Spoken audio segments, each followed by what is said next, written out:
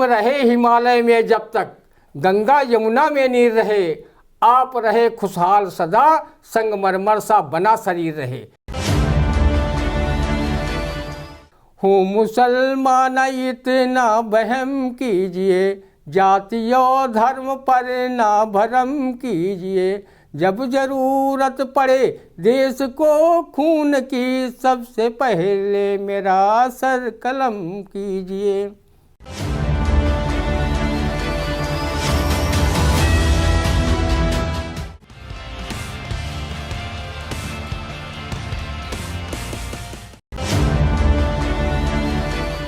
नमस्कार, मैं उदय चौहान फिर हाजिर हूँ आई इंडिया के खास प्रोग्राम रंदा लेकर। हमारे साथ मौजूद हैं वरिष्ठ पत्रकार कवि एवं रंगकर्मी ज्ञान प्रकाश सिंह प्रतीक।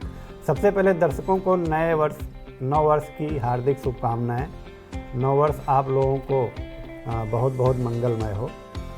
हम आज के कार्यक्रम की शुरुआत करते हैं 9 वर्ष से संबंधित ही खबर से कि नए साल पर रंदा देशवासियों को क्या बधाई देना चाहेगा। आप भी सुनिए रंदा की टिप्पणी। वर्ष 2021 के गर्भ से जन्मे 2022 की जब सभी लोग एक दूसरे को शुभकामनाएं दे रहे हैं, तो रंदा भला पीछे क्यों रहेगा। नए साल का आगाज़ चुनावी माहौल से हो रहा है।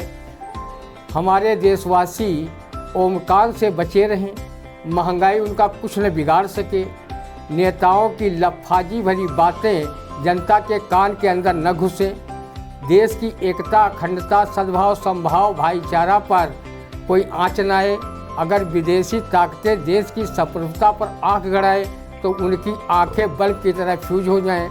सभी स्वस्थ और सानंद रहें। सुख समृद्धि के द्वार नए साल की रजत रश्मियाँ खोलें। रंदा 9 वर्ष पर आई इंडिया के सभी सुधी दर्शकों, विज्ञापनदाताओं, संवाददाताओं और editor in chief Pankaj Singh Gaur सहित समस्त देशवासियों को हार्दिक शुभकामनाएं इन काव्य पंक्तियों से देकर स्वयं को गौरवान्वित समझता है। हिम रहे हिमालय में जब तक, गंगा यमुना में नीर रहे, आप रहे खुशहाल सदा, संगमरमर सा बना शरीर रहे। जो इस प्रकृति के हाथों से नित शोभा नहीं लुटाते हैं, मंगलमय हो 9 वर्ष आपका, ये शुभ हम सदा मनाते हैं। मंगलमय हो कामना, मुबारक हो 9 वर्ष, सुख समृद्धि अपार हो, रहे हर्ष ही हर्ष। तो ये नए साल पर रंदा की तरफ से पूरे देशवासियों के लिए बधाई थी। इसके बाद हम आगे बढ़ते हैं अपने प्रोग्राम में। सरोगेसी कानून को राष्ट्रपति की मंजूरी, अब नहीं हो सकेगा किराए पर कोख का कारोबार। इस पर रंदा क्या टिप्पणी करता है, आप सुनिए। इस कानून के पास हो जाने पर रंदा को काफ़ी कष्ट हुआ है, क्योंकि वो अपनी कोख किराए पर देने के जुगाड़ में घूम रहा था कि कहीं उसकी कोख उन महान नेताओं की नज़र पड़ जाए जिन्हें अभी तक संतान रत्न की प्राप्ति नहीं हुई है। वो अपनी रैलियों में दूसरे के बच्चों को गोद में उठाकर ममता का महासागर उड़ेल रहे हैं। अगर वो नेता रंदा की कोख किराए पर लेकर 1-2 बच्चे पैदा कर लेते तो उनके ममता का ज्वार कहाँ पर जाकर ठहरता, रंदा कल्पना भी नहीं कर सकता। रंदा संतान रत्न के बदले लुप्त की लुप्त दाम मुफ्त की कहावत को चरितार्थ कर लेता और संतानहीन नेताओं को पिता बनाकर ही छोड़ता। अगली खबर है जीएसटी से संबंधित। जीएसटी में बदलाव से नए साल में कपड़े जूते महंगे हुए। इस पर रंदा की टिप्पणी आप सुनिए। नए साल का सरकारी तोहफा संभालो मेरे प्यारे देशवासियों। कपड़े व जूतों पर ऐसे ही जीएसटी बढ़ाते रहो, कोई करे या न करे, जेब उदास रखने वाला रंदा जरूर एक दिन कपड़े व जूते पहनने से तौबा कर लेगा और वो आदिमानव की तरह दिगंबर घूमेगा या फिर नागा स्वामियों की शरण में जाकर ओम शिव शिव का जाप करेगा। जूते के दाम बढ़ने से अब कोई मंदिर तक जूते पहनकर नहीं जाएगा कि कहीं नंगे पैर वाले जूता भक्त उसे उठा न ले जाए। महंगे जूते होने से अब कोई नेताओं पर भी जूते नहीं फेंकेगा। कपड़ों की महंगाई से रंदा सिर्फ लंगोटी में आ गया था। लगता है कि जीएसटी बढ़ने पर वो भी शरीर से रफू चक्कर हो जाएगी। अगर रंदा को दिगंबर रूप में देखकर सर महसूस हो तो रंदा को कुछ न कहकर जीएसटी लगाने वालों को ही इसके लिए दोष दोष दीजिएगा। बिल्कुल दुरुस्त टिप्पणी है रंदा की। जो जीएसटी बढ़ाई गई कपड़ों और जूतों पर, आज सुबह से कई लोगों के मुंह से हमने ये बात सुनी जो बढ़ती महंगाई से पहले से ही जनता पीड़ित थी और अब कपड़ों और जूतों पर भी महंगाई बढ़ने के बाद से लोग काफ़ी आहत नजर आए साल के पहले दिन। कांग्रेस अध्यक्ष सोनिया गांधी ने कहा कि गंगा जमुनी संस्करण मिटाने की हो रही साजिश, इस पर रंदा क्या टिप्पणी करता है, आप सुनिए। मैडम, आप चिंता न करें, सूफी संतों के देश में गंगा जमुनी संस्कृत की जड़ें इतनी गहरी हैं जिसे 190 साल तक शासन करने वाले अंग्रेज भी नहीं उखाड़ सके। तो अब कौन जड़ें उखाड़ेगा? सर्वधर्म समभाव, राष्ट्रीय एकता, अखंडता का विचार रखने वाले रंदा के रहते किस कलमुहे की मजाल जो हमारी गंगा जमुनी तहजीब को मिटाने की जुर्रत कर सके।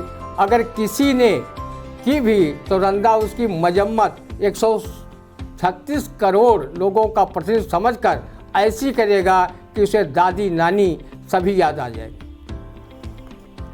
हम आगे बढ़ते हैं कार्यक्रम में। हमारी अगली घटना है, सपा अध्यक्ष अखिलेश यादव ने लखनऊ में कहा कि 2022 में लोकतंत्र बचाने का है अंतिम चुनाव। इस पर रंदा की टिप्पणी आप सुनिए।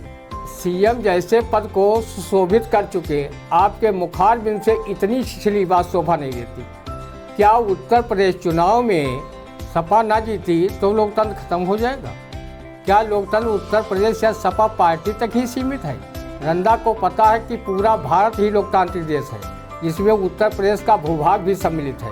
अगर आपके कथनानुसार सपा हारी और उत्तर प्रदेश से लोकतंत्र खत्म हुआ तो फिर राजतंत्र पुनः आने का रास्ता साफ हो जाएगा। आप राजतंत्र में सैफई के राजा, शिवपाल जसवंत नगर के राजा, धर्मेंद्र यादव व डिम्पल यादव क्रमशः बदायूं व कन्नौज के राजा रानी हो जाएंगे। इसलिए आपको ज़्यादा लोकतंत्र बचाने की चिंता नहीं होनी चाहिए, अपनी पार्टी को बचाने की चिंता कीजिए। रंदा सरीखे लोग जो मतदान में हिस्सा लेते हैं वो लोकतंत्र को मजबूत करने में ही अपना कदम बढ़ाते हैं। अगली खबर हमारी चुनाव से संबंधित है। चुनावी वर्ष में कुछ राजनीतिक पार्टियां हिंदू मुस्लिम का खेल खेलकर कर रही मतदाताओं का ध्रुवीकरण, इस पर आप लोग रंदा की टिप्पणी सुनिए। जिसको जिस दवा से लाभ होगा वो दवा करेगा ही, लेकिन गंगा जमुनी संस्कृत वाले ये दवा बहुत कड़वी और नुकसानदेह है। सूफी संतों ने एकता व भाईचारा वाली पुड़िया जो समय समय पर दी है वो देश की सेहत के लिए हमेशा से फायदेमंद रही है। हिंदू मुस्लिम करके समाज को नफरत की आग में झोंकने वाले नेताओं को चुनाव में सबक सिखाने की नितांत आवश्यकता है।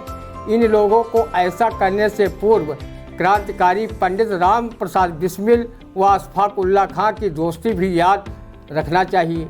उन्हें स्वर्गीय साहित्यकार डॉक्टर गणेशदत्त सारस्वत द्वारा लिखी इस्लाम दर्शन तथा डॉक्टर अजी अर्चन खैराबादी द्वारा रामचरितमानस पर किया गया शोध ग्रंथ को भी पढ़ना चाहिए। शायद जात धर्म की राजनीति करने वालों को संदेश देने के लिए ही लोक कवि फारूक सरल ने ये मुक्तक लिखा हो। हूँ मुसलमान इतना वहम कीजिए, जाति और धर्म पर ना भरम कीजिए, जब जरूरत पड़े देश को खून की सबसे पहले मेरा सर कलम कीजिए। बिल्कुल ये दुरुस्त टिप्पणी रंदा की है और इंडिया के इसी प्रोग्राम में पहले भी इस बात पर चर्चा हो चुकी है कि आज की राजनीति सिर्फ और सिर्फ जाति धर्म के इर्द गिर्द सिमट कर रह गई है, जो कि लोकतंत्र के लिए चिंताजनक बात है। खैर हम आगे बढ़ते हैं। छत्तीसगढ़ के मुख्यमंत्री भूपेश बघेल ने कहा कि प्रियंका गांधी के नेतृत्व में बह रही बदलाव की बयार, इस पर आप लोग रंदा की टिप्पणी सुनिए। छत्तीसगढ़ी सीएम भूपेश बघेल जी, रंदा तो उत्तर प्रदेश में 32 साल से देख रहा है कि मतदान के समय कांग्रेसी बयार कहाँ चली जाती है और जब चुनाव परिणाम आता है तो उस बयार में कांग्रेसी प्रत्याशी ही उड़न छू हो जाते हैं और 10-5 कहीं बयार की चपेट में आने से बचे भी तो वो दल बदल कर दूसरे में चले जाते हैं। आप प्रियंका जी के सहयोगी के रूप में उत्तर प्रदेश का भ्रमण कर रहे हैं तो अब बयार नहीं गांधी वाली आंधी चलाइए, तभी अन्य दलों के चुनाव में तंबू कनात उखड़ेंगे और आपके पंजा छाप वाले लगेंगे। अगली खबर है, नाबालिग से दुष्कर्म करने वाले ईसाई धर्मगुरु जॉनसन लॉरेंस को मुंबई की अदालत ने सुनाई उम्र कैद की सजा। इस पर आप लोग रंदा की टिप्पणी सुनिए। ऐसे घृणित कार्य करने वाले धर्मगुरु को लानत के सिवा और रंदा दे ही क्या सकता है। बनते हो धर्मगुरु और करते हो महापाप, तुम्हें ईश्वर भी कभी माफ़ नहीं करेगा। कहीं देश में कानून और संविधान का राज न होता तो रंदा तुम्हारे शरीर पर तब तक चलता जब तक तुम अपनी पत्नी को माताजी बोलने पर विवश न हो जाते। तुम्हारी हालत रंदा तुलसीदास की ये चौपाई गाते हुए इतनी खराब करता कि मरने के बाद भगवान से कहते कि हमें पत्थर कीचड़ कुछ भी बना दो, पर मनुष्य रूप में कभी जन्म न देना।